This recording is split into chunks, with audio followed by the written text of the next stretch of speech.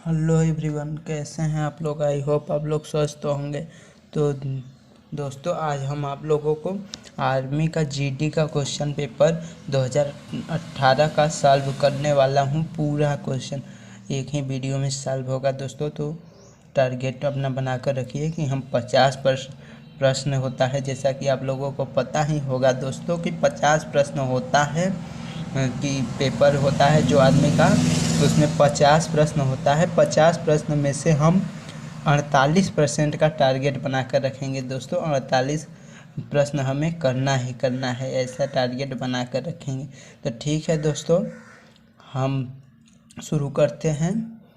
आप लोग पूरा एनर्जी के साथ जुड़ जाइए हमारे साथ, ठीक है।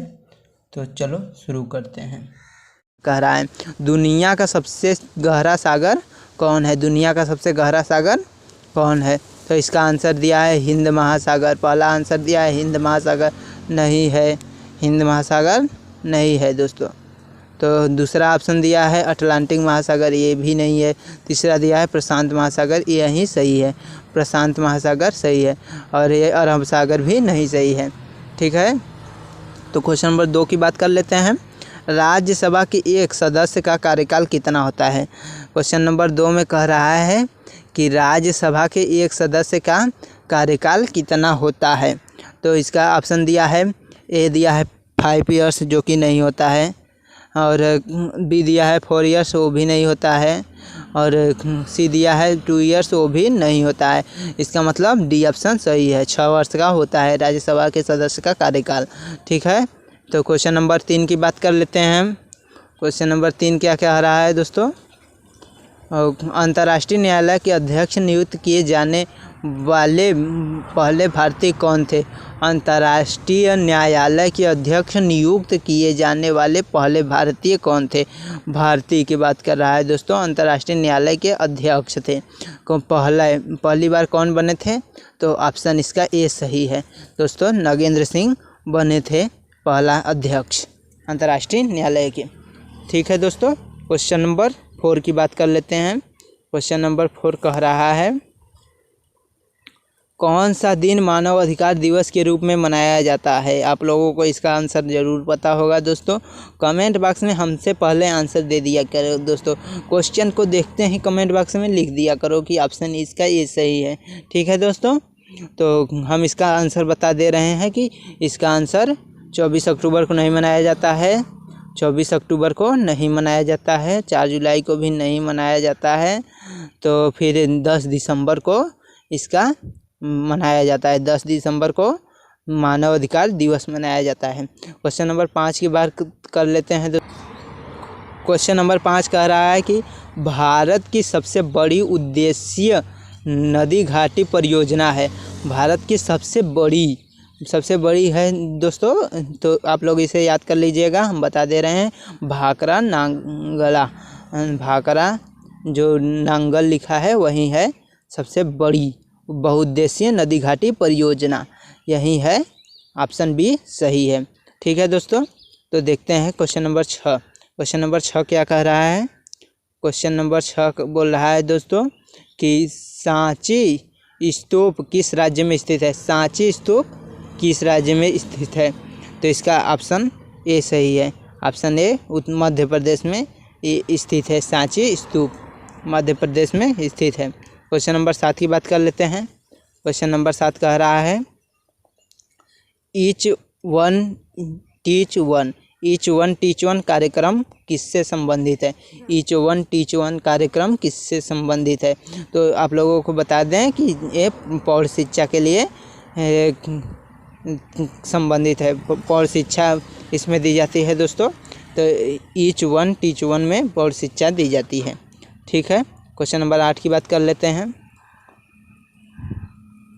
जल्दी क्वेश्चन नंबर 8 की बात कर लेते हैं। भारत और पाकिस्तान के बीच शिमला संधि पर हस्ताक्षर कब किए गए? भारत और पाकिस्तान के बीच शिमला संधि पर हस्ताक्षर कब किए गए? तो ये आप लोगों को बता दें कि पहला ऑप्शन दिया है 1955, दूसरा ऑप्शन दिया है 1971, तीसरा दिया है 1962 और चौथा दिया है 1972। इसमें चौथा ही सही है, चौथा सही है डी सही है, डी सही है दोस्तों। इसे सही से बना लेते हैं, डी सही है हमारा ऑप्शन। क्वेश्चन नंबर 9 की बात कर लेते हैं। क्वेश्चन नंबर 9 कह रहा है महानदी कहाँ से निकलती है। महानदी कहाँ से निकलती है। तो आप लोगों को पता ही होगा इसका आंसर दोस्तों। तो महानदी कहाँ से निकलती है बताइए, ऑप्शन बताइए कौन सा सही है। पहला दिया है रायपुर, दूसरा दिया है पटना, तीसरा दिया है उज्जैन, चौथा दिया है देहरादून। तो इसका ऑप्शन कौन सा सही है दोस्तों। इसका ऑप्शन डी सही है, देहरादून। सॉरी दोस्तों, इसका आंसर देहरादून नहीं है दोस्तों, सॉरी गलती हो गई है, माफ़ी चाहता हूँ दोस्तों। इसका ऑप्शन ए सही है, रायपुर। रायपुर में महानदी रायपुर से निकलती है। ठीक है दोस्तों। क्वेश्चन नंबर 8 की बात कर लेते हैं। क्वेश्चन नंबर 10 की बात कर लेते हैं दोस्तों। क्या बोल रहा है क्वेश्चन नंबर 10 में, आनंद मठ किसने लिखी थी। आनंद मठ किसने लिखी थी। तो पहला ऑप्शन दिया है बंकिम चंद्र चट्टोपाध्याय, बंकिम चंद्र चट्टोपाध्याय, और दूसरा दिया है अबुल फजल, तीसरा दिया है कालिदास, चौथा दिया है शरत चंद्र चटर्जी। तो पहला ऑप्शन इसका सही है दोस्तों, पहला सही है, बंकिम चंद्र चट्टोपाध्याय। तो क्वेश्चन नंबर 11 की बात कर लेते हैं। क्वेश्चन नंबर आपको 11 पर की स्क्रीन पर देख रही होगी दोस्तों। 11 बोल रहा है मेघदूत के लेखक कौन है। हिंदी का क्वेश्चन है, बताइए दोस्तों। बहुत सरल हिंदी विषय लगता था ना। बताइए कि मेघदूत के लेखक कौन है।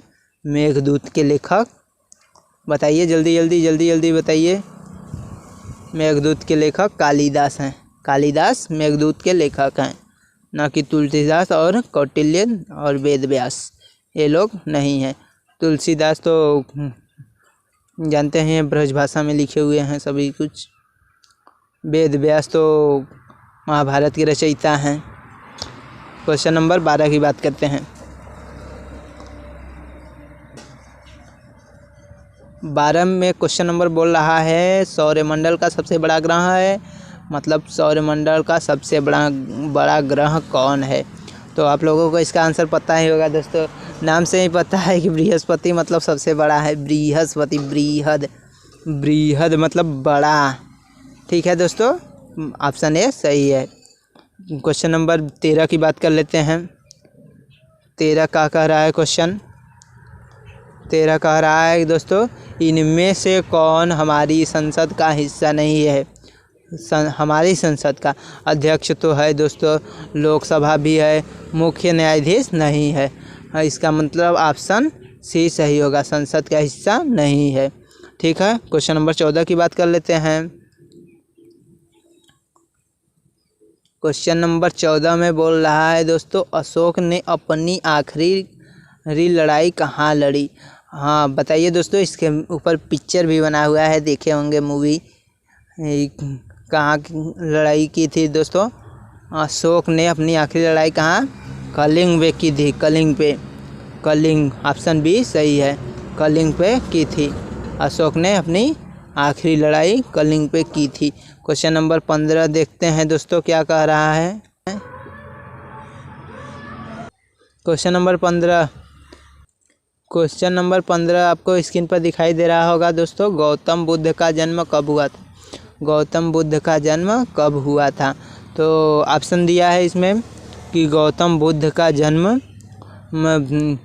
563 में BC में हुआ था। तो ऑप्शन इसका क्या सही हो जाएगा दोस्तों, ऑप्शन ए सही हो जाएगा। ठीक है दोस्तों। इसी तरह से हम क्वेश्चन नंबर 16 बोल रहा है दोस्तों, एक युवा स्वस्थ आदमी के दिल की धड़कन की दर क्या होती है। तो आप लोगों को पता ही होगा कि दिल की धड़कन मतलब कि एक सेकेंड में पूछ रहा है कि कितनी बार दिल धड़कता है। एक स्वस्थ व्यक्ति जो होता है उसका एक सेकेंड में कितनी बार दिल धड़कता है। तो ऑप्शन भी दिया है इसमें। ऑप्शन दिया है ए 50 बार धड़कता है, 50 टाइम से दिया है, और बी दिया है 72 टाइम्स, और सी दिया है 108 टाइम्स, डी दिया है इनमें से कोई नहीं, नॉन ऑफ दिस। इनमें से कोई नहीं। तो हमारा ऑप्शन 72 टाइम्स सही हो जाएगा। ठीक है दोस्तों, यही हमारा ऑप्शन सही हो जाएगा। हमारा जो दिल होता है 1 सेकेंड में 72 बार धड़कता है। ठीक है, क्वेश्चन नंबर 17 की बात कर लेते हैं। क्वेश्चन नंबर 17 में कह रहा है दोस्तों कि मस्तिष्क का क्या कार्य होता है। मस्तिष्क का क्या कार्य होता है। तो इसमें दिया है सोचना, वो तो सबको पता है कि मस्तिष्क ही सोचता है, और शरीर का संतुलन बनाए रखना भी दिया है। तो ये भी कार्य करता है मस्तिष्क कि शरीर का संतुलन बनाए रखता है। कोई भी शरीर में कार्य होता है मस्तिष्क को तुरंत पता चलता है, इसीलिए तो हमें पता चलता है। अतः हमारा ए और बी दोनों ऑप्शन सही है। तो सी में दिया है बोथ एंड ए और एंड बी, तो ए और दोनों सही है, सी सही है। क्वेश्चन नंबर 18 की बात कर लेते हैं। क्वेश्चन नंबर 18 में बोल रहा है कि रक्त से शुद्ध होता है, मतलब रक्त कहाँ से शुद्ध होता है। रक्त कहाँ से शुद्ध होता है, हमारे शरीर के अंदर रक्त कहाँ से शुद्ध होता है। हमें तो पता है रक्त हमारा होता है, हमारे अंदर जो रक्त होता है वो शुद्ध कहाँ से होता है, यही पूछ रहा है क्वेश्चन। पहला दिया है फेफड़े से, दूसरा दिया है हृदय से, तीसरा दिया है गुर्दा से, तो चौथा दिया है उपयुक्त सभी से। तो दोस्तों क्वेश्चन नंबर 18 क्या कह रहा है, रक्त कहाँ शुद्ध होता है।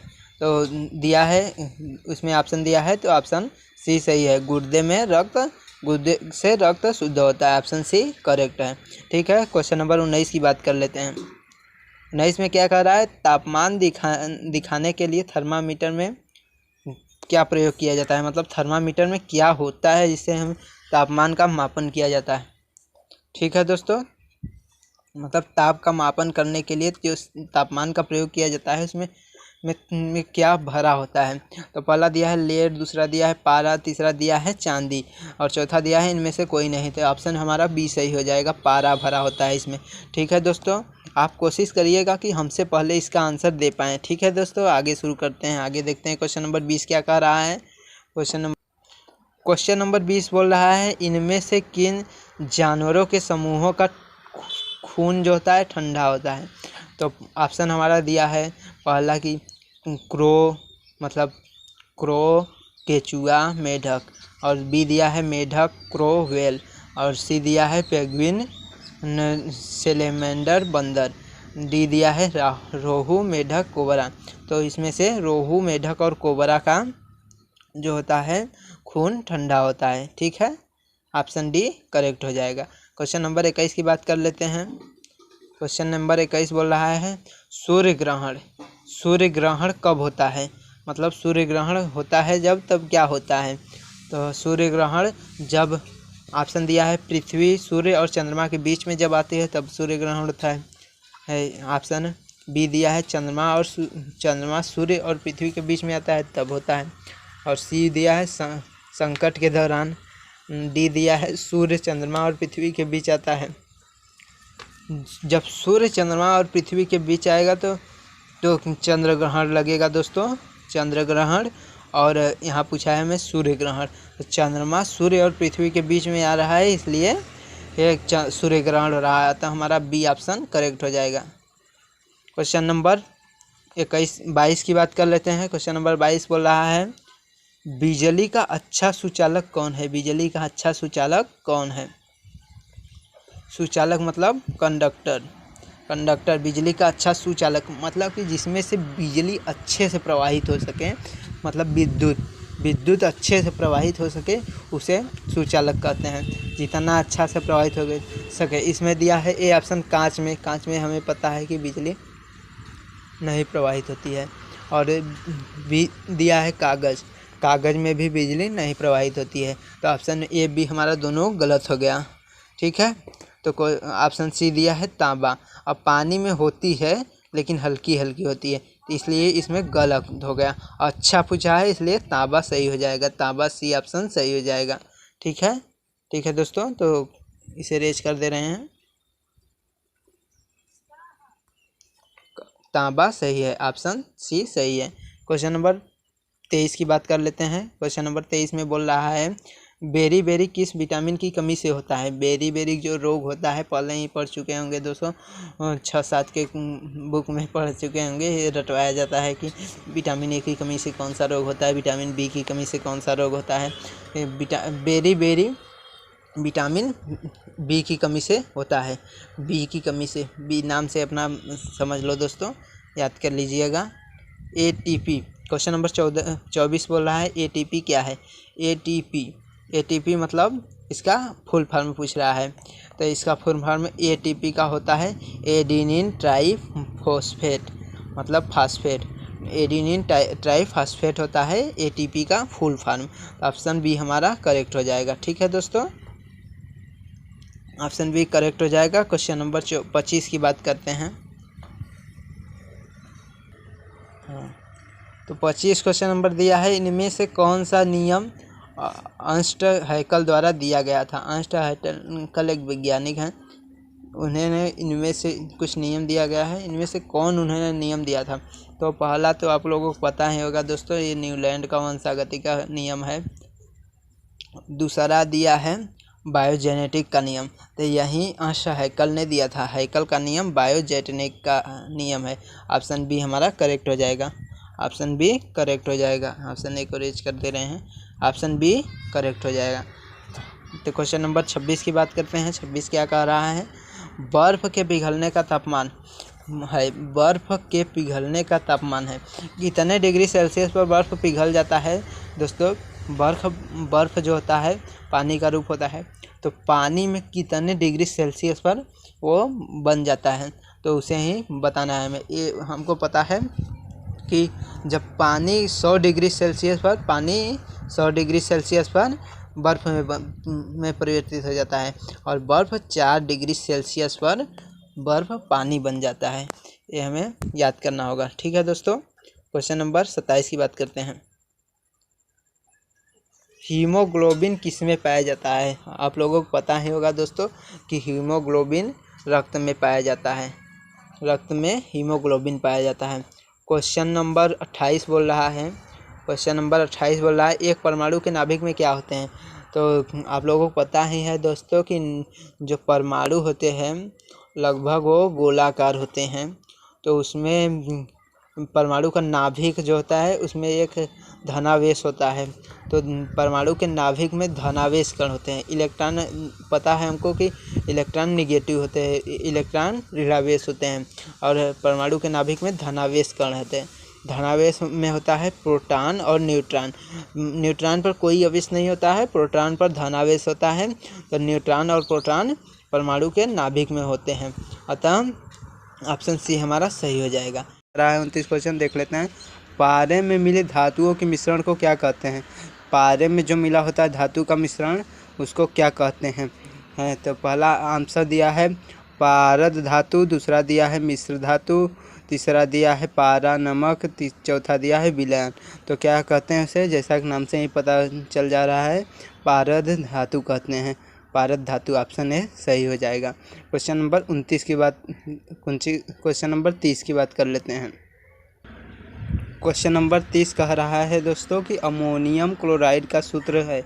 अमोनियम क्लोराइड जो होता है उसका सूत्र क्या होता है? जैसा कि आप लोगों को पता ही होगा दोस्तों, साइंस वर्ग के बच्चों को और अच्छा से पता होगा कि अमोनियम क्लोराइड का सूत्र होता है H4 और Cl, यही होता है अमोनियम क्लोराइड का सूत्र। अमोनियम क्लोराइड का सूत्र NH4Cl होता है। तो ऑप्शन इसमें कौन सा दिया है? NH4Cl। ऑप्शन पहला ही दिया है NH4Cl। ऑप्शन पहला दिया है NH4Cl, अतः पहला ऑप्शन सही हो जाएगा। क्वेश्चन नंबर 30 की बात कर लेते हैं। क्वेश्चन नंबर 31 बोल रहा है लोहे में जंग लगना क्या है? लोहे में जंग लगना कौन सा परिवर्तन है? तो ऑप्शन दिया है पहला फिजिकल चेंजेज, और दूसरा दिया है केमिकल चेंजेज, तीसरा दिया है बायोनॉमिकल चेंजेज, चौथा दिया है इलेक्ट्रोकेमिकल चेंजेज। तो इसमें क्या हो जाएगा दोस्तों कि यह रासायनिक बदलाव है, यहाँ रासायनिक बदलाव है, इसलिए केमिकल चेंजेज सही हो जाएगा हमारा। क्वेश्चन नंबर 32 क्या कह रहा है? क्वेश्चन नंबर 32 बोल रहा है दोस्तों पेनिसिलिन क्या है? पेनिसिलिन क्या है?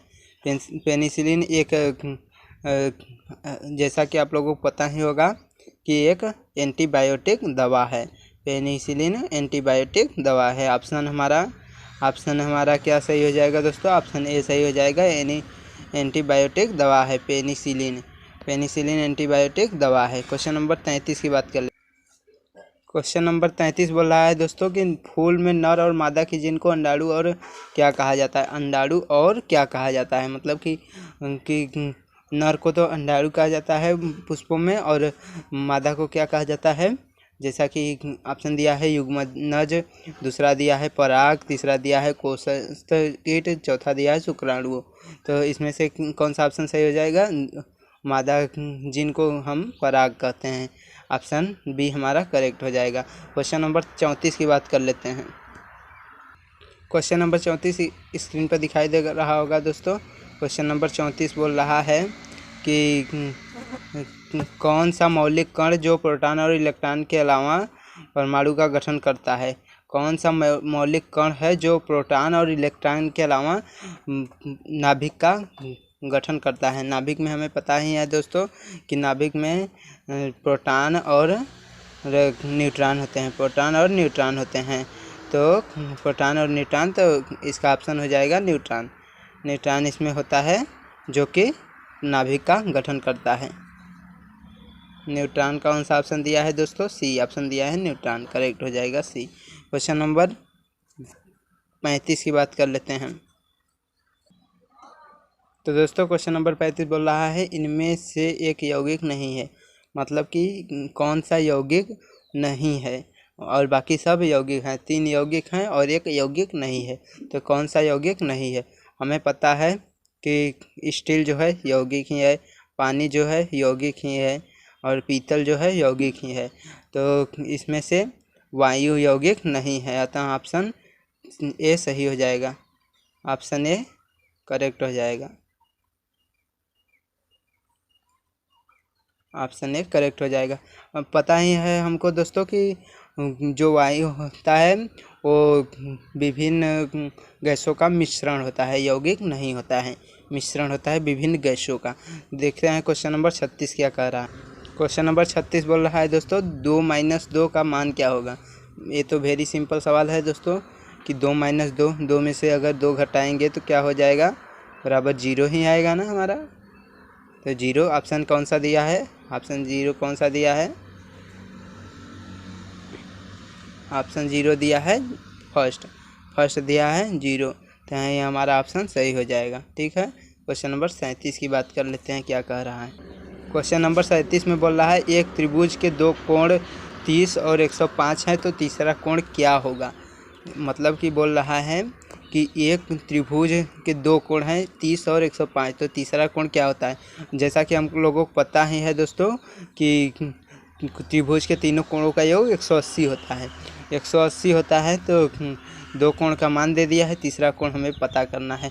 तो मतलब 30 दिया है प्लस 105 दिया है, 105 प्लस हमें सी बराबर 180 करना है।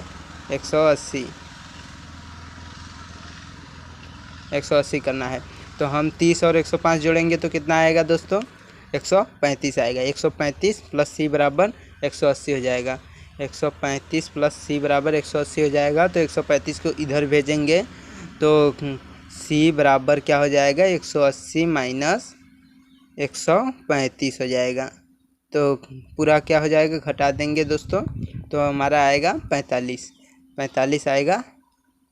इसे रेज कर लेते हैं, घटा देंगे तो हमारा 45 आएगा। अतः ऑप्शन हमारा कौन सा सही हो जाएगा दोस्तों? बी, ऑप्शन बी सही हो जाएगा। क्वेश्चन नंबर 38 की बात कर लेते हैं।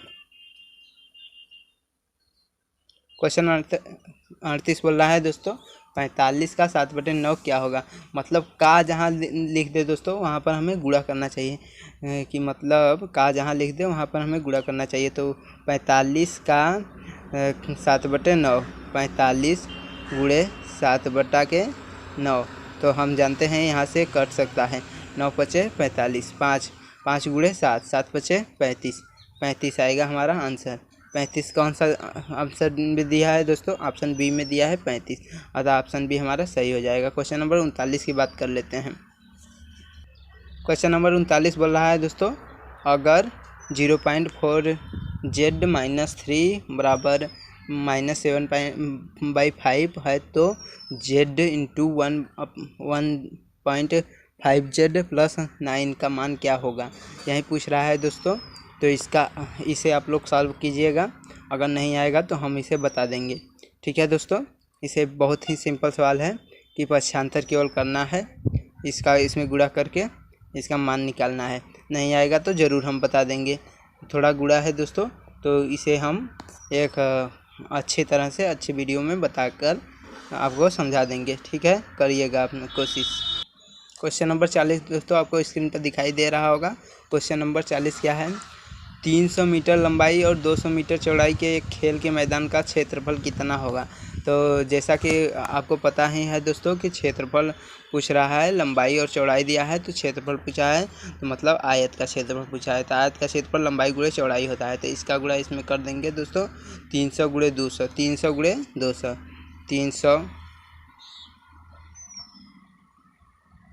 300 गुणे 200। अगर 300 गुणे 200 करेंगे तो 3 दूना के 6 आएगा, 4 0 आएगा, मतलब 60,000 आएगा। 60,000 आएगा। 60,000 क्या आएगा दोस्तों, 60,000 रहेगा। देखिए यहाँ 60,000 है, और ये मीटर स्क्वायर, वर्ग का क्षेत्रफल स्क्वायर होता है, मतलब सेंटीमीटर में दिया हो तो सेंटीमीटर का स्क्वायर, और मीटर में दिया हो तो मीटर का स्क्वायर। ठीक है दोस्तों, क्वेश्चन नंबर 41 की बात कर लेते हैं। इसका ऑप्शन ए सही हो जाएगा दोस्तों। क्वेश्चन नंबर 40 में ऑप्शन ए सही हो जाएगा। क्वेश्चन नंबर 41 की बात कर लेते हैं। क्वेश्चन नंबर 41 बोल रहा है दोस्तों, यदि 8 पुरुष एक काम को 15 दिन में कर सकते हैं तो 20 पुरुष वह काम कितने दिन में करें पाएंगे। ठीक है दोस्तों, तो ऐसा क्वेश्चन हम पहले बता चुके हैं, फिर भी आया है दोस्तों, तो फिर इसे बता दे रहे हैं कि आप इसे देख सकते हैं कितना इम्पोर्टेंट है, बार बार ये रिपीट हो रहा है। तो इसे हम बता दे रहे हैं कि हम इसके व्युत्क्रमानुपाती कर लेते हैं। तो एक कांस्टेंट ले देते हैं, 8 व्युत्क्रमानुपाती बराबर, व्युत्क्रमानुपाती होता है तो एक कांस्टेंट आ जाता है के, जिसे मान लेते हैं के बटा के 15, इतना हो जाएगा। तो 15 8 120, के बराबर 120 आया, और के बराबर 120 आया। और यहाँ पर हम यक्स दिन मान लेंगे दोस्तों, तो 20 यक्स आ जाएगा, के बराबर 20 यक्स, और के बराबर 820, 120 बराबर 120 बराबर क्या हो जाएगा दोस्तों, 20 यक्स। तो 20 गुणा में है तो भाग में चला जाएगा, तो 120 बटा के 20 बराबर यक्स, ऐसे काट देंगे दोस्तों। तो 20 छक्का 120 होता है, या 2 छक्के 12, 20 छक्का 120, 60 है, 6 बार जा रहा है, 6 बार जा रहा है दोस्तों। तो ये ऑप्शन हमें 6 दिन लगेंगे।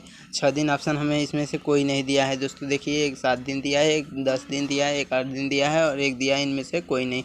अतः हमारा ऑप्शन डी सही होगा, इनमें से कोई नहीं। क्वेश्चन नंबर 42 की बात कर लेते हैं।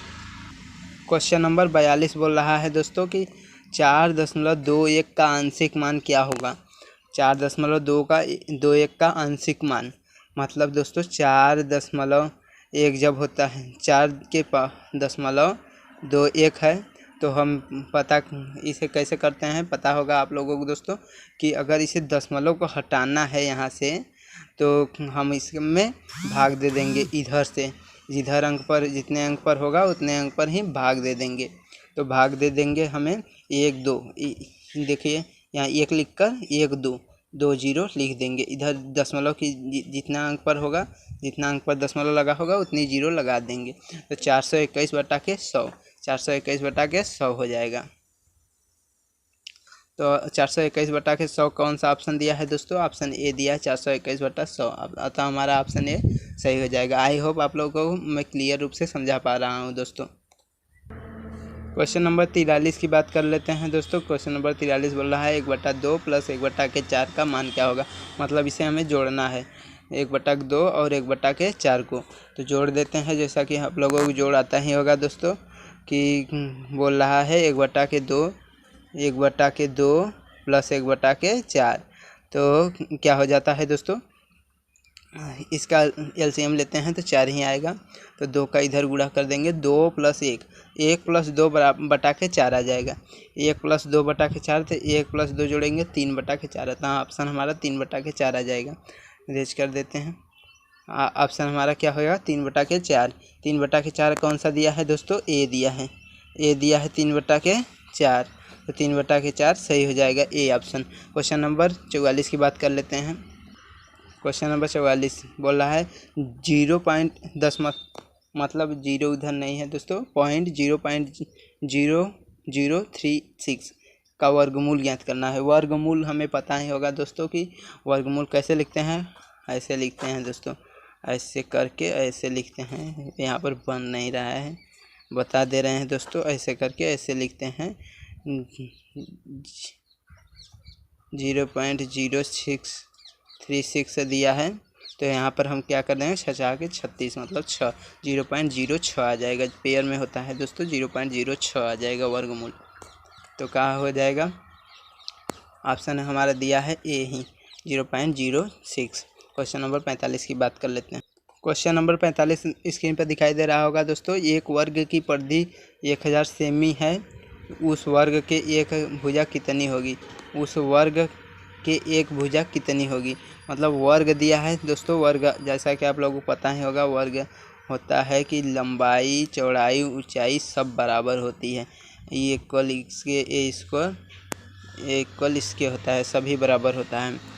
तो इसका परिधि दिया है, परिधि दिया है, तो परिधि हमारा वर्ग का होता है 4 × भुजा, सभी बराबर है इसलिए 4 × भुजा कर देते हैं, भुजा 4 × भुजा। तो 4 × भुजा करेंगे बराबर 1000, 4 × भुजा बराबर 1000। तो भुजा क्या हमें प्राप्त हो जाएगा, 4 × भुजा, भुजा को मान लेते हैं यक्स दोस्तों, 4 × यक्स बराबर 1000 है दोस्तों। तो यहाँ से ये चला जाएगा, गुणा है तो भाग में चला जाएगा। यक्स बराबर क्या हो जाएगा, यक्स बराबर कट कर देंगे तो 4 दूना के 8 दशमलव 4 दूना के 8 इधर से आएगा, तो 4 × 5 = 20, 25 आ जाएगा, 25 एक 0 आ जाएगा, मतलब 250। यक्स बराबर 250, भुजा क्या हो जाएगा 250 मतलब 250, भुजा हो जाएगा 250। तो ऑप्शन में दिया है, कौन सा ऑप्शन दिया है दोस्तों, ऑप्शन डी दिया है 250। आता ऑप्शन डी हमारा सही हो जाएगा। क्वेश्चन नंबर 46 की बात कर लेते हैं। क्वेश्चन नंबर 46 क्वेश्चन नंबर 46 कह रहा है 1/4 घंटे में कितने मिनट होते हैं। मतलब वो दिया है 3 सही 1/4 में, यहाँ कंफ्यूज मत होना दोस्तों, 3 सही 1/4 में तो कितने मिनट होते हैं। तो 3 सही ऐसे होता है, 3 सही 1/4। तो इसे हम कैसे लिखते हैं दोस्तों, इसे ऐसे लिख सकते हैं 4 × 3 = 12, 1 13/4, 4 × 3 = 12, 1 13/4, 13/4 ऐसे लिख सकते हैं। तो 13/4 लिख सकते हैं। तो 13/4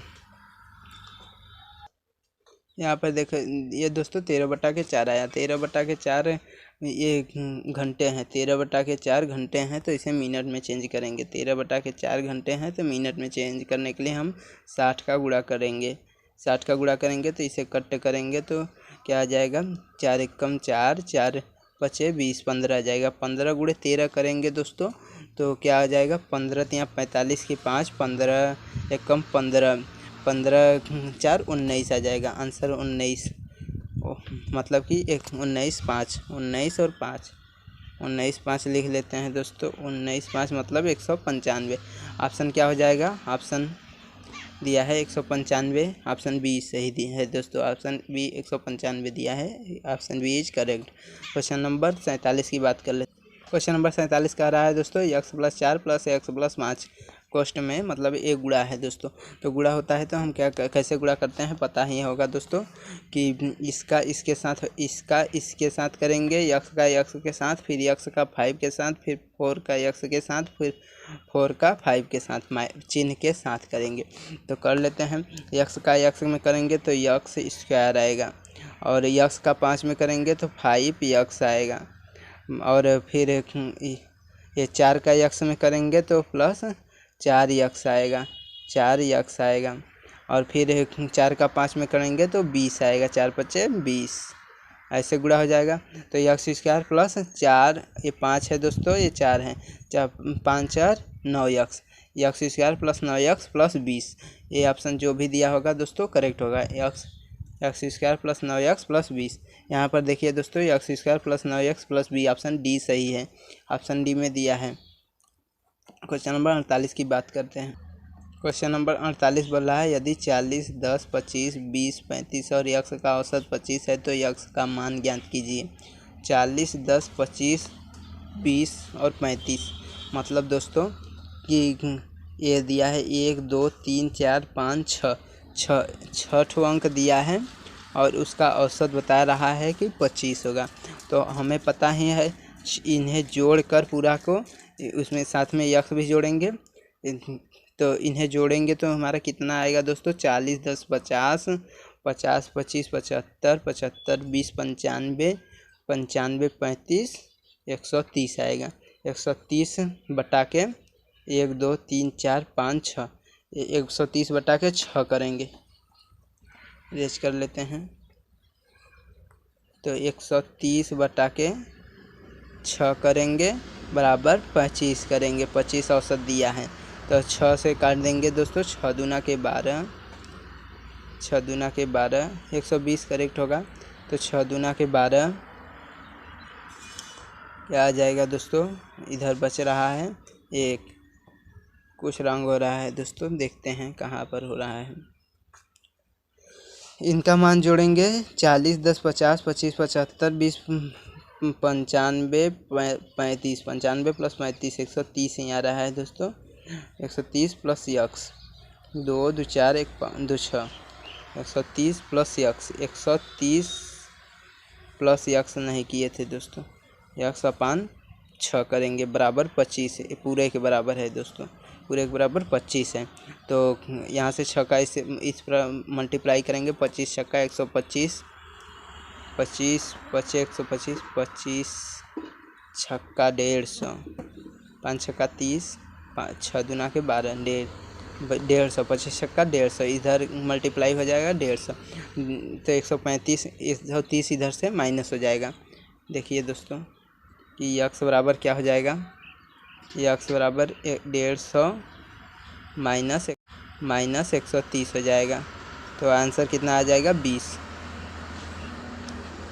आंसर आएगा 20, आंसर आएगा 20। ऑप्शन दिया है ए में 20 दिया है, अतः ऑप्शन हमारा ए सही हो जाएगा। क्वेश्चन नंबर 49, क्वेश्चन नंबर 49 बोल रहा है, हल करें, सिंप्लीफाई, मतलब इसका 81 का 81 में गुणा करेंगे, प्लस करेंगे 68 का 68 में गुणा, फिर उसके बाद में करेंगे 2 गुणे 81 गुणे 68, मतलब सबका गुणा करके इसमें से घटा देंगे, इसका इसमें, इसका इसके में करके जोड़ लेंगे पहले, फिर इसका करके घटा देंगे, पूरा में से घटा देंगे तो हमारा ऑप्शन आएगा दोस्तों, ऑप्शन दिया है दोस्तों, इसमें से करेंगे इसे तो आएगा ऑप्शन हमारा ए, 169 आएगा, यही करेक्ट होगा दोस्तों। आप लोग कर लीजिएगा दोस्तों, गुणा है, सिंपल है, कर लेंगे। क्वेश्चन नंबर 50 की बात कर लेते हैं और ये लास्ट क्वेश्चन है दोस्तों। जैसा कि पता ही होगा आप लोगों को कि